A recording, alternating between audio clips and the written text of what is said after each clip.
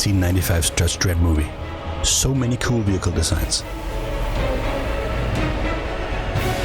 Yeah, no, not that one. This one. Designed by Land Rover designer David Woodhouse, it represents the grimy street level of Mega City 1 really well. In this video, I'll develop a redesign of this vehicle, and even though I have 20 years of professional concept design and art direction experience, you will see me struggle big time. However, one classic process principle will see me through to the other side. Welcome to Technovo. My name is Rasmus. I'm an art director and designer with 20 years of professional games development experience, and I'm on a mission to inspire and empower designers, makers, and creators. Design the future. Let's go.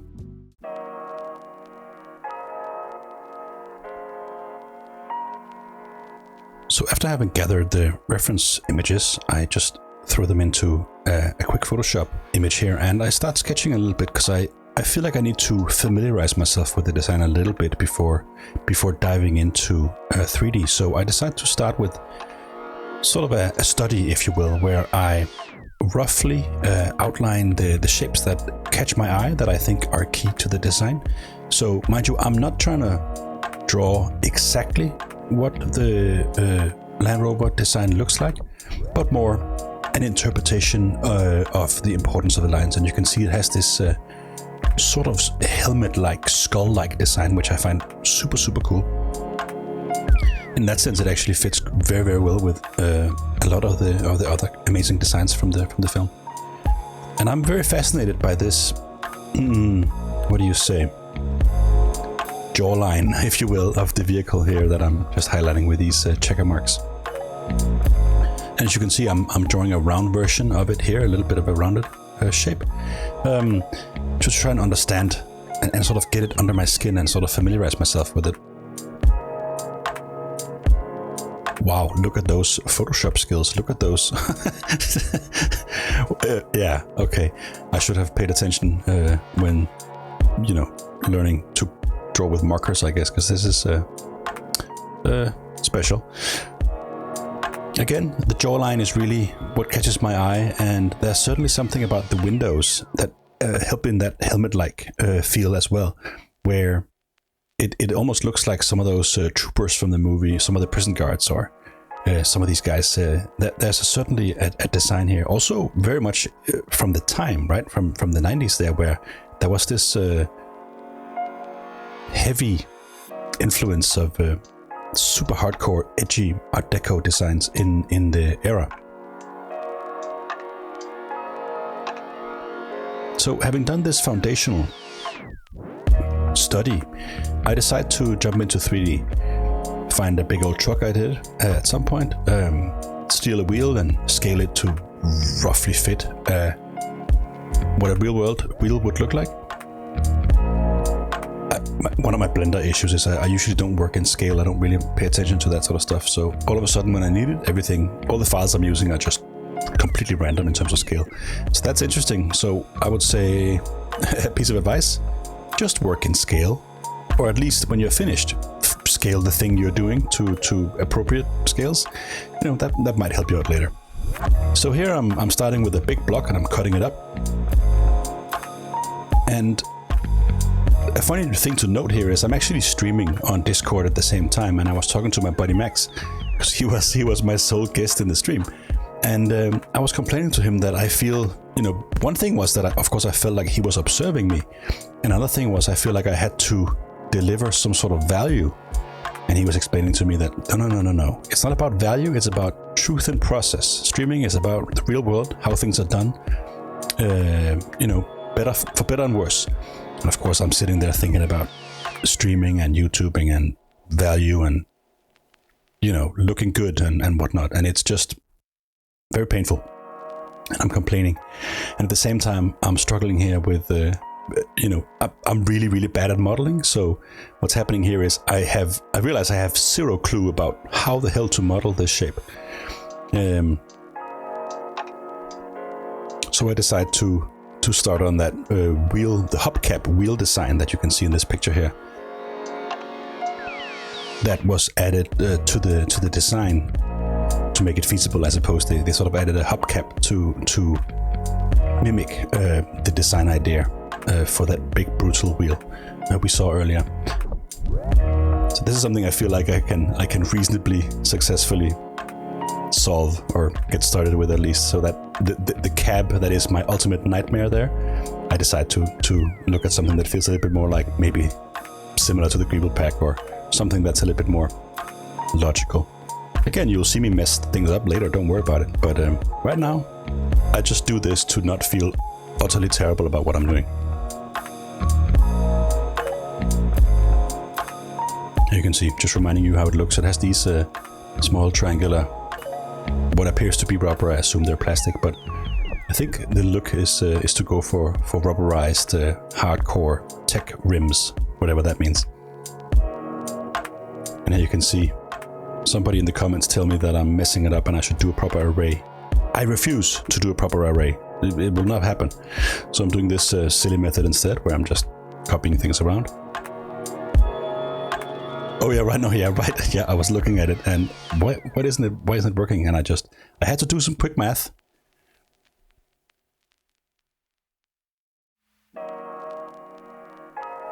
You know, my teachers were right in school, and I was wrong. I apologize. Should have listened. You know, classic division into 360 degrees. So what I'm really struggling with here is the foundational shape of the cab. I know it's a two-parter, and I know it has this rounded edge, but it's actually quite complicated. The shape is all over the place. Lots of things are happening there, and it's very difficult to know where to start and where not to start.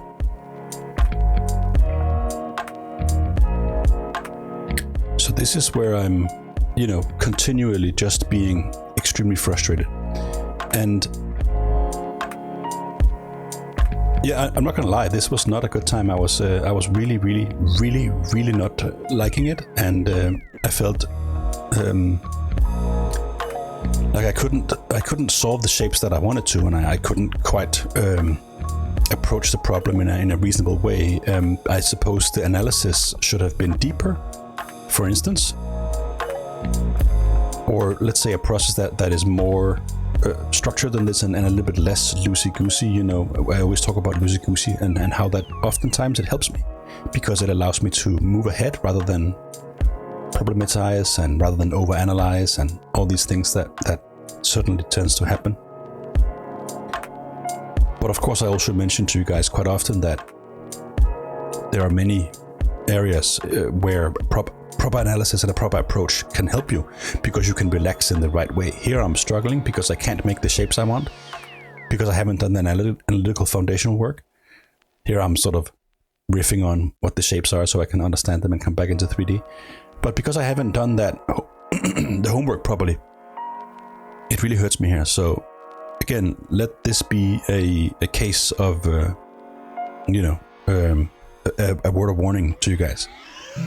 So if you want to make your own science fiction scenes and you want to skip ahead a little bit, maybe you're a beginner and you're unsure where to start, or maybe you're a seasoned pro and you want to speed up your workflow, the Big Medium Small Model Shop Greebles Asset Pack is a great start. It's a pack I made in collaboration with the team, and the intent of that is really to make a pack that feels like Lego, but for spaceship nerds, right? And that pack contains 600 plus items, lots of characters, and lots of little tiny bits so you can remix and build your own stuff. It also has a bunch of poses for these characters, and it has a bunch of hero ships as well that are pre-made for you, so that you can get started quickly. So again, as mentioned, whether you're curious or whether you're a pro that want to speed things up, check it out, link in the description. I'm reminding myself of some of the methods I saw online with pasting in the reference image, and why it's only available in that particular view, I don't know, because I have never done it before. So one of those things where I was almost jumping on YouTube here to just check, but I figured it would be helpful to have a semi side view and to go for this big cranium helmet shape here and try and get that into place.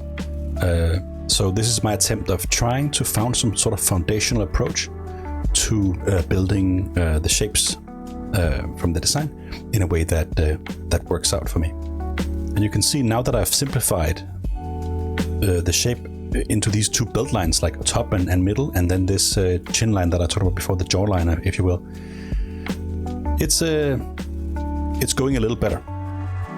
I would say I'm still struggling with modeling, but at least I can sort of experience the design that I'm doing as I move the camera around. And I think that's the benefit of modeling in 3D. So where there's certainly a benefit in analysis and understanding in 2D, because you can understand shapes in accordance to each other and the flow and everything like that. What you understand in 3D are often surprising elements. Not only in relation to each other, but also how curvatures and shapes flow in and out of each other as well, that you then notice when you rotate the camera around, which of course is often when you see cars in real life versus when you see the press photos, it feels completely different in real life, because you can move around them for one, and also because of perspective and depth and everything. So, and I'm not saying that this viewport doesn't have depth per se, but the fact that you can rotate the camera around and experience the lines as they flow. I do that all the time. I rotate the camera back and forth to see how the lines flow in and out of each other.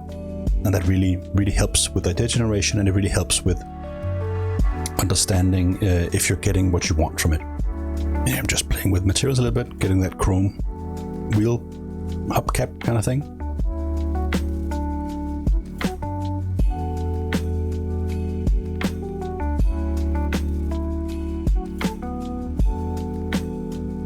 I feel like some soft studio lighting makes work a little easier, both in terms of values, but also in terms of shapes. Copy the hubcap over.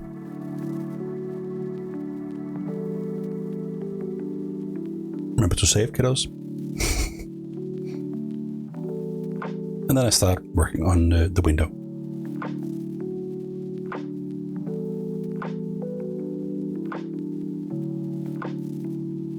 I make these cut lines so I know I have some foundational shapes I can work from. Inset and scale. And then assign a few different materials just so I can see what I'm doing. And actually, it's funny, working with simple shapes like this at an angle is a little tricky.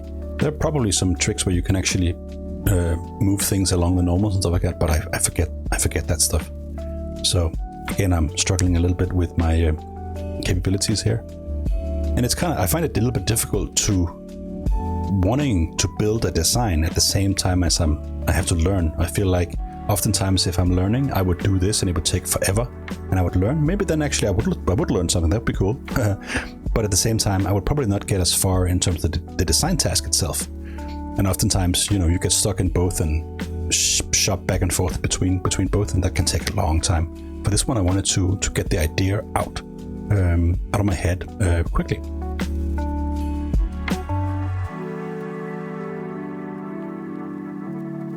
So now I'm deviating quite a bit from the original design in this here chin and helmet thing. And this shape is certainly a lot more simple than the film design. And it also has a little bit of a Cadillac, sort of a turn of the millennium Cadillac flavor to it, which was very angular and stealth-like and had these angles. Remember there was a electric coupe design and some supercars. They did some stuff there, so it feels very American. I think that's very fitting for the design. But it's certainly a little bit more of a clean design. At the same time, I actually think it fits quite well with the design aesthetic that was used back in, when was this, 94, 95? And the original design, and there's certainly a lineage and in the way of thinking for this one. So, I'm not sure I am delivering completely on the brutal mega city vision of what this could be, because it needs detailing and everything like that. But I think it has a good mean concept car flavor to it, and I like the overall shapes here. As you can see, I'm still refining a little bit of that chin line, a little bit of that intake or whatever it is.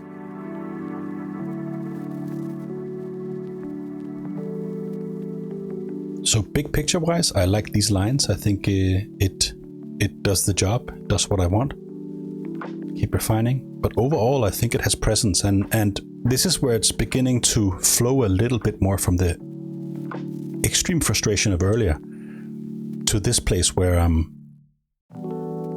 can work with ideas, and I work at the right scale. You know, I work at this 0.5 meter scale, and the big shapes and the big swoops and the big, let's say, chrome brushstrokes, if you will, in 3-dimensional space. And now I can sort of get ideas. So by working through that pain into this space that feels a little bit better, back into Photoshop now, because now I need to get out of the analytical space of precise shapes from the 3D world and the difficulty about making the lines work and everything like that. And I gotta allow my mind to flow a little freer again and be a little bit more chaotic. So back into the big round boy, hard round boy photoshopping. And as you might remember in the original film design, it has sort of a back end as well in a similar color to the vehicle itself. And I'm just adding some of these details that we see in the film concept.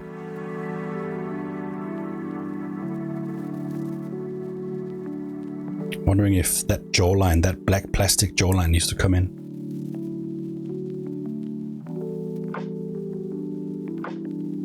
And we gotta have our reference back to the checkerboard. And I'm deciding to go with sort of a, what is it? Maserati Montreal. No, what's it? Anyway. Or Mazda? Is it Mazda? Supercar. Anyway, some of you might know what car I'm referring to, but it has a little bit of a sporty flavor to it. So here I'm just testing a little bit if I'm happy with the overall layout, some of these shapes. Just testing a little bit how sporty and aggressive these clunky fenders should be. Yes, honey? Yes, my dear. I'm recording a thing. Can I talk to you later? I'll come up. All right, thank you. Yeah, you know, family life. And so back to this here thing. It's really funny that these shapes are, not nearly as sharp and hardcore as the movie design for sure, but they have that clunk at the same time.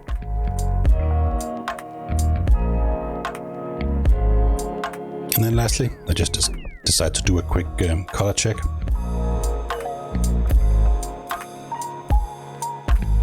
How would it look with the classic yellow base color and the markings? Land Rover logo. Clearly Land Rover logo. Just if I clean up a little bit, darken the rims, put some screws in the hubcap. Again, really 90s millennial design there for those of you who remember that sort of stuff. Just going through what happened in the overpaint. Quite a lot happened in the overpaint actually. Little door. That door in the production car is so, or the film car is so cool. That needs to be a whole thing. Grime, oh wow, texturing, look at that. Just to get the idea across.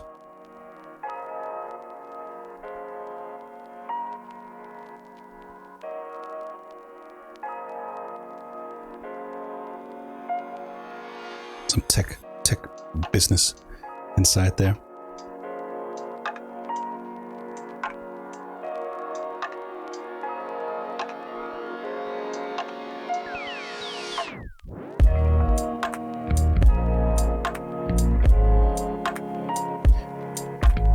As you can see, it's a little detail there for the nose.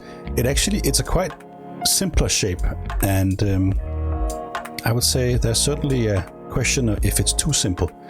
At the same time, I think it's usually a good exercise to clean up a design you love and see if there's anything you can cut away from the core, or see if there's anything that feels superfluous.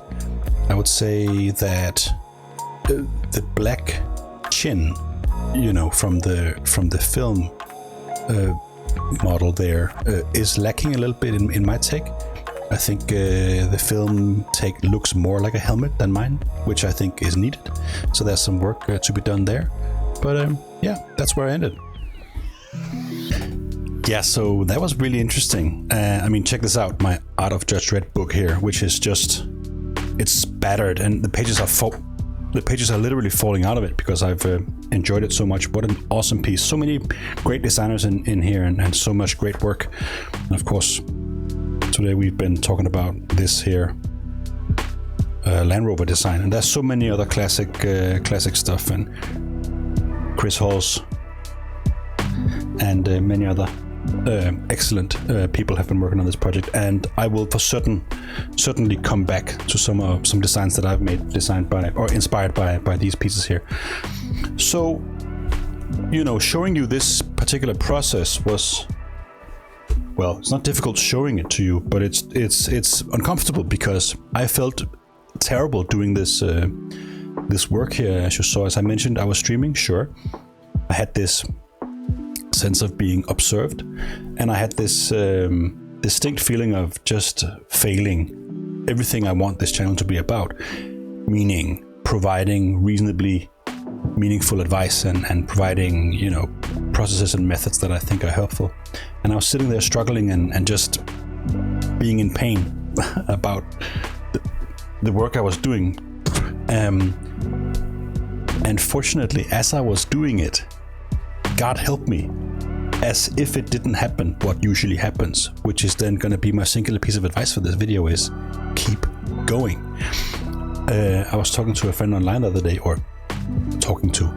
I was answering his thread on one of the social medias, and the topic was about staying up late at night and when it comes to you, the flow. And I commented that usually for me, if I keep going for an hour or so, if I have a 3-hour window and I keep going and I keep pushing through, it'll usually come after an hour. And so I was sitting here struggling in pain, and then as I started almost giving up, I suppose, it came to me. The flow and things started working out. And as I discussed in the video, certainly there are a few principles, about orderly preparation and being proper about things, but that has to go hand in hand with relaxing. And I relaxed, and then I stopped whining and stopped caring a little bit, and then it freed me up. So my advice for you would be, when you are faced with difficulties, try and push through. It's totally fine taking a walk or doing a dance or whatever it is you need to do to just get out of your headspace there. It's totally fine. But oftentimes I find if you just stick with it and it's almost like it's a different way of giving up. You don't walk away from it, you walk through it, and then you come out the other side, and then there's a pretty good chance you might find that thing there. So yeah, stick with it, everybody. Till next time.